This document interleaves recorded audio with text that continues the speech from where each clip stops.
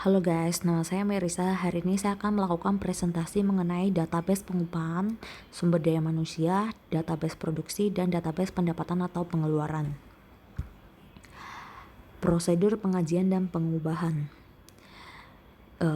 Prosedur pengajian dan pengubahan ada 4. Yang pertama yaitu prosedur pencatatan waktu hadir. Prosedur ini bertujuan untuk mencatat waktu hadir karyawan. Pencatatan waktu hadir ini diselenggarakan oleh fungsi pencatat waktu dengan menggunakan daftar hadir pada pintu masuk kantor administrasi atau pabrik.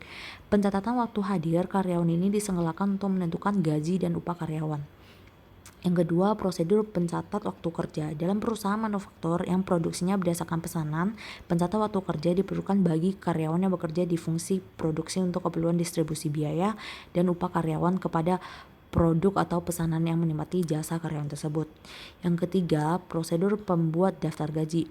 Dalam prosedur ini, fungsi membuat pendaftaran gaji dan upah membuat daftar gaji dan upah karyawan. Data yang dipakai sebagai dasar pembuatan daftar gaji adalah surat-surat keputusan mengenai pengangkatan karyawan baru, kenaikan pangkat, penurunan pangkat, pemberhentian karyawan, daftar gaji bulan sebelum dan daftar hadir. Yang keempat, prosedur distribusi biaya gaji. Dalam prosedur ini, biaya tenaga kerja didistribusikan kepada departemen-departemen yang menikmati manfaat tenaga kerja.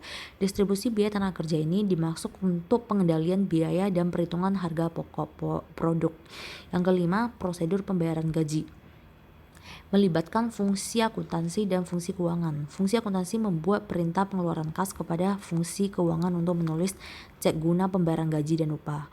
Fungsi keuangan kemudian menguangkan cek tersebut ke bank dan memasukkan uang ke amplop gaji dan upah.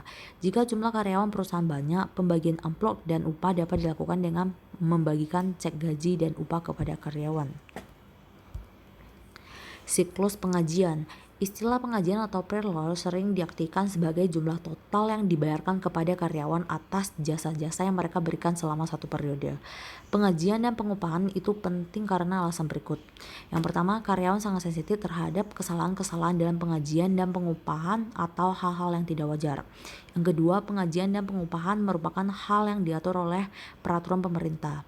Yang ketiga, pengajian dan pengupahan serta pajak gaji dan upah yang berkaitan memiliki pengaruh yang signifikan terhadap laba bersih sebagian besar perusahaan, di mana seperti dari pendapatan dikeluarkan untuk membayarkan gaji dan upah serta beban yang berkaitan dengan gaji dan upah.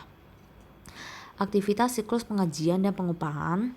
Yang pertama, pembaharuan file induk pengajian, pembaharuan tarif dan pemotongan pajak, validasi data waktu kehadiran, mempersiapkan pengajian, membayar gaji, dan menghitung kompensasi dan pajak yang dibayar. Model sistem informasi manufaktur. Gambar tersebut menjelaskan bahwa inputan data pada database manufaktur terdiri dari dua hal, yaitu inputan internal dan eksternal. Data internal adalah data intern sistem keseluruhan yang mendukung proses pengolahan data menjadi informasi berguna, yang meliputi data sumber daya manusia, material, mesin, dan hal lainnya yang mendukung proses secara keseluruhan seperti transportasi, spesifikasi, kualitas material, frekuensi perawatan, dan lain-lain. Sedangkan data eksternal merupakan data yang bermasalah dari luar perusahaan yang mendukung proses pengolahan data menjadi informasi yang berguna untuk perhitungan cost dalam manufaktur, mulai dari awal hingga akhir proses. Contohnya, data pemasok kebijakan pemerintah tentang UMR, listrik, dan lain-lain.